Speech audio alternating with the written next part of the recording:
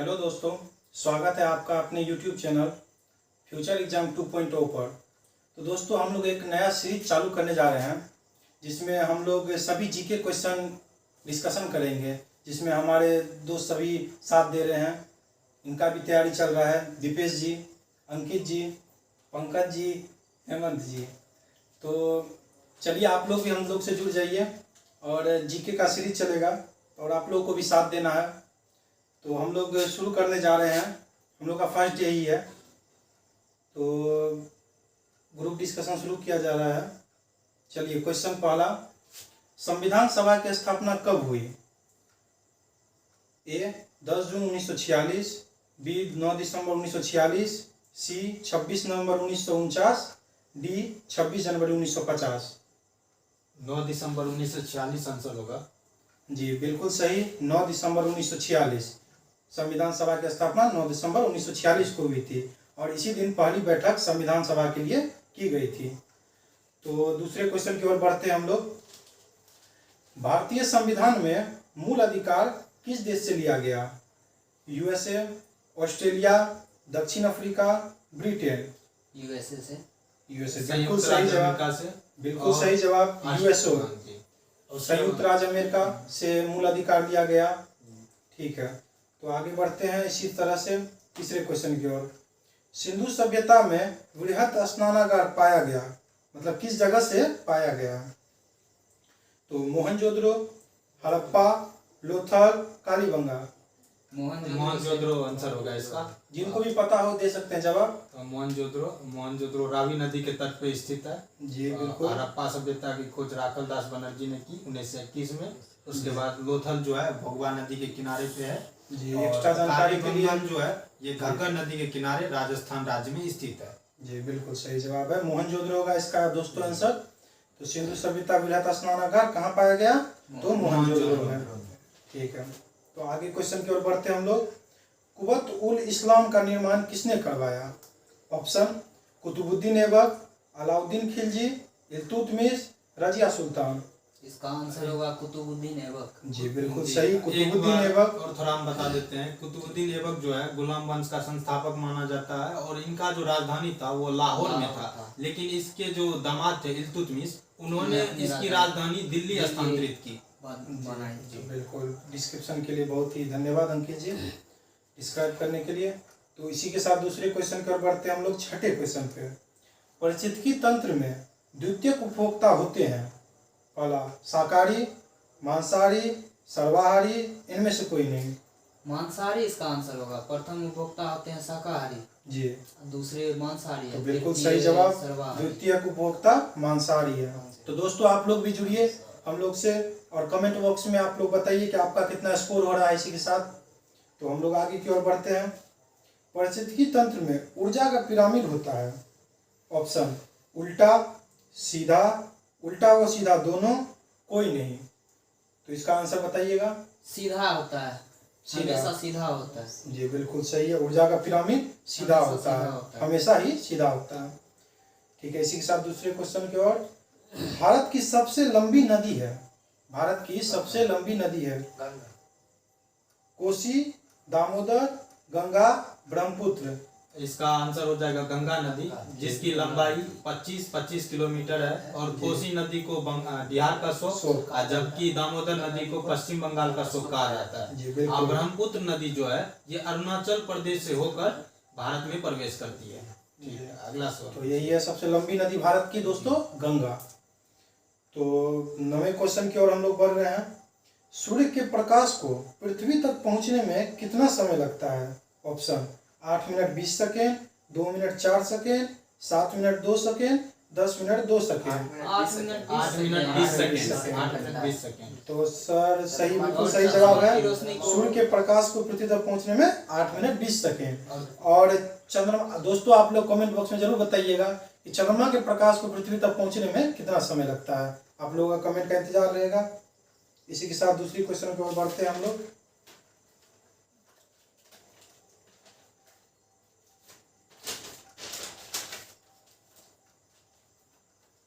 हेमंत कोई बोलने देना। तो 10वें क्वेश्चन की ओर हम लोग बढ़ रहे हैं। कंप्यूटर के आविष्कार के रूप में किसे जाना जाता है? Option Pascal, Dalton, Charles Babbage, Newman. Charles Babbage. जी बिल्कुल सही जवाब है। चार्ल्स बेबेज को कंप्यूटर के पिता के रूप में भी माना जाना जाता है या आविष्कारक के रूप में। जी बिल्कुल सही जवाब हेमंत जी। भारत ने, मतलब 11वें क्वेश्चन की ओर हम लोग बढ़ रहे हैं। भारत ने टोक्यो ओलंपिक में कुल कितने पदक जीते हैं? ऑप्शन 10, 9, 11, 7।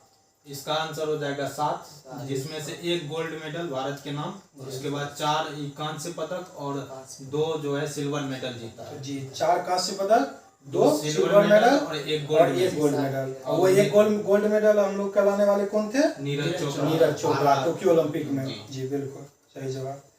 तो 12वें क्वेश्चन की ओर हम लोग बढ़ रहे हैं। अंतर्राष्ट्रीय क्रिकेट मैच में अंपायरिंग करने वाली पहली महिला कौन बनी है? तो ऑप्शन सुनिएगा। Claire Polsak, Tiani, Manika Batra, Edmund Hillary. इसका आंसर हो जाएगा क्लियर पोलसाक, जो क्लियर पोलसाक। Ji option A. तो पहली आप लोग को भी जानकारी होनी चाहिए, बहुत ही महत्वपूर्ण क्वेश्चन है ये कि भारत और ऑस्ट्रेलिया के बीच विरुद्ध मैच हो रहा था उस समय। भारत ऑस्ट्रेलिया के बीच में मैच हो रहा था, उसी दौरान महिला बनी है। महिला अंपायरिंग हम लोग को देखने की नहीं मिलता होगा, तो पहली बार ये बनी है क्लियर पोलसाक। जी बिल्कुल। 13वें क्वेश्चन की ओर हम लोग बढ़ रहे हैं। इंडोनेशिया की राजधानी है? Option London, Tokyo, Manila, Jakarta. इसका आंसर होगा जकार्ता। जी बिल्कुल सही है। थोड़ा सा डिस्क्रिप्शन हम दे देते हैं। जी बिल्कुल। मनीला जो है फिलीपींस की राजधानी है। और ऑप्शन में क्या था थोड़ा बताइए। लंदन, टोक्यो, जापान की राजधानी टोक्यो हो गया। और इसका मुद्रा जो है, जापान की मुद्रा येन है। और उसके बाद लंदन का डॉलर है। और इसकी राजधानी ब्रिटेन की राजधानी लंदन है। तो जी अंकित जी हम लोग को डिस्क्राइब भी कर रहे हैं ऑप्शन के साथ में। तो इंडोनेशिया की राजधानी जकार्ता बिल्कुल सही जवाब है। अब इसी के साथ आगे बढ़ रहे हैं 14वें क्वेश्चन पर। आरबीआई का गठन किस वर्ष हुआ? तो ऑप्शन है 1912, 1919, 1935, 1942। तो इसका आंसर 1935 होगा।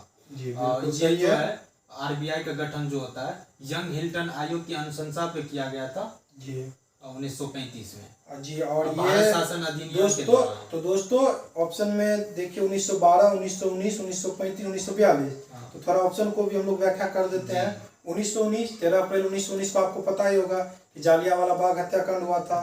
फिर 1942 में असहयोग आंदोलन। तो बताइएगा असहयोग आंदोलन का नेतृत्व मुख्य रूप से किसने किया था? आप लोगों का कमेंट का इंतजार रहेगा। तो इसका सही जवाब हो गया 1935। 1919 में लॉर्ड चेम्सफोर्ड जो था भारत का वायसराय था। जी। तो 15वें क्वेश्चन की ओर बढ़ते हैं। भारत की अर्थव्यवस्था कैसी है? समाजवादी, पूंजीवादी, मिश्रित, इनमें से कोई नहीं? इसकी मिश्रितवादी अर्थव्यवस्था। मिश्रित। जी बिल्कुल सही है। मिश्रितवादी अर्थव्यवस्था। सभी जवाब दे रहे हैं हमारे पंकज जी, अंकित जी, दीपेश जी, हेमंत जी लगातार जवाब दे रहे हैं। तो भारत की अर्थव्यवस्था कैसी है? मिश्रित है। जी आप लोग भी कमेंट कीजिएगा जरूर कि कैसा स्कोर जा रहा है आप लोगों का। तो जी क्या डिस्क्राइब करना चाहेंगे अंकित जी? इसमें जो मिश्रितवादी अर्थव्यवस्था में पूंजी का स्वामित्व जो होता है, जिसमें संसाधन हो गया पूरे देश का, उसमें राज्य सरकार का भी होगा और उसके बाद जनता का भी होगा। तो इन दोनों मिला के जो बनता है उसको मिश्रितवादी अर्थव्यवस्था बोलते हैं। जैसे अपने भारत में है, श्रीलंका में है, उसी तरीके से समाजवादी जो है, समाजवादी में सिर्फ समाज का हक रहता है, मतलब जनता ही करता है उसमें शासन। उसपे मतलब सरकार का रहता है शासन, जनता को उसमें कोई हस्तक्षेप नहीं रहता है। उसके बाद पूंजीवादी में केवल पूंजीपतियों का हाथ होता है। जैसे समाजवादी जर्मनी में हो गया, उसके बाद पूंजीवादी संयुक्त राज्य अमेरिका, लंदन सब में, मतलब ब्रिटेन सब में चल रहा है अभी। जी ठीक है। तो आप 16वें क्वेश्चन की ओर हम लोग बढ़ते हैं। केरल में सर्वाधिक प्रचलित नृत्य है? ऑप्शन कुचिपुड़ी, कथकली, मोहिनीअट्टम और भारतनाट्यम। कथकली। जी कथकली बिल्कुल सही जवाब है पंकज जी। इसका आंसर हो गया केरल में प्रचलित नृत्य कथकली है। जी। अब इसी के साथ 17वें क्वेश्चन पर बढ़ते हम लोग। नाथुला दर्रा कहाँ स्थित है? ऑप्शन सिक्किम, अरुणाचल प्रदेश, हिमाचल प्रदेश, मणिपुर। सिक्किम होगा इसका आंसर। जी बिल्कुल सही है। नाथुला दर्रा सिक्किम में राज्य में स्थित है। जी। तो इसी के साथ हम लोग 18वें क्वेश्चन पर बढ़ रहे हैं। हमारे मतलब लगभग हम लोग 20 क्वेश्चन लिए हैं, जिनमें 18वां क्वेश्चन पे जा रहे हैं हम लोग। तृतीय बौद्ध संगति किस जगह हुई थी? तृतीय बौद्ध संगति किस जगह हुई थी? ऑप्शन राजगृह, वैशाली, पटना, कुंडलवन। इसका आंसर हो जाएगा पटना। पटना होगा, पटना। क्योंकि तृतीय बौद्ध संगति पटना में होता है। जी, तो तृतीय बौद्ध संगति पटना में, तो इसी के साथ ऑप्शन राजगृह भी है। तो दोस्तों पहली बौद्ध संगति राजगृह में हुई थी, दूसरी वैशाली में, तीसरी पटना में और चौथा कुंडलवन में। कुंडलवन कश्मीर में। तो क्वेश्चन था तृतीय बौद्ध संगति जो कि पटना में शासक भी का भी है। नाम बता दो थोड़ा। जी, तो इसका प्रथम बौद्ध संगति जो हुआ था उसमें शासक थे अजातशत्रु, द्वितीय में काला अशोक, तृतीय में अशोक, चौथा में कनिष्क। कनिष्क। बिल्कुल जी। तो इसके साथ 19वें क्वेश्चन पे हम लोग बढ़ रहे हैं। संयुक्त राज्य अमेरिका का राष्ट्रीय खेल है। ऑप्शन बेसबॉल, क्रिकेट, हॉकी, तीरंदाजी। इसका आंसर होगा बेसबॉल। बेसबॉल होगा इसका आंसर। बिल्कुल सही, सभी सही जा रहे हैं। तो संयुक्त राज्य अमेरिका का राष्ट्रीय खेल बेसबॉल है, जबकि हॉकी तो अपने भारत का है और पाकिस्तान का है। और तो आप लोग दोस्तों बताइएगा कि क्रिकेट कहाँ का राष्ट्रीय खेल है, किस देश का? आप लोग का कमेंट देखना चाहेंगे। तीरंदाजी जो है ये भूटान का राष्ट्रीय खेल है। जी, तीरंदाजी भूटान का है, हॉकी भारत का है। जी, तो आप लोग क्रिकेट का बताइएगा कि कहाँ किस देश का राष्ट्रीय खेल है। अब इसी के साथ हम लोग आखिरी प्रश्न पर जा रहे हैं, 20वें क्वेश्चन पर। इंडिका के रचनाकार कौन है? ऑप्शन पाणिनि, मेगास्थनीज, फाहियान, नागार्जुन। मेगास्थनीज। मेगास्थनीज बिल्कुल सही जवाब। तो इंडिका के रचनाकार कौन है? मेगास्थनीज है, बिल्कुल सही जवाब है। और बताइएगा दोस्तों कि पाणिनि जो है कि किसके रचनाकार है? मतलब पाणिनि जो है अष्टाध्यायी रचना करता है। राष्ट्रीय अष्टाध्यायी एक पुस्तक है, जबकि पाणिनि एक लेखक है। जी बिल्कुल। तो इसी के साथ दोस्तों आप लोग चैनल को लाइक सब्सक्राइब कीजिए और शेयर कीजिएगा, जिससे दूसरे लोग भी जुड़कर हम लोग के साथ में पढ़ाई कर सके।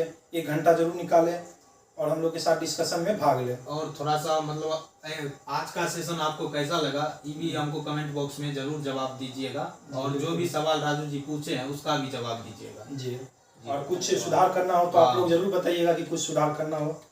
ठीक है। और आज का क्वेश्चन कैसा था इसके बारे में भी थोड़ा सा बोल दीजिएगा, ताकि हम और इम्प्रूव कर सके अपने कंटेंट को। जी जी धन्यवाद। धन्यवाद।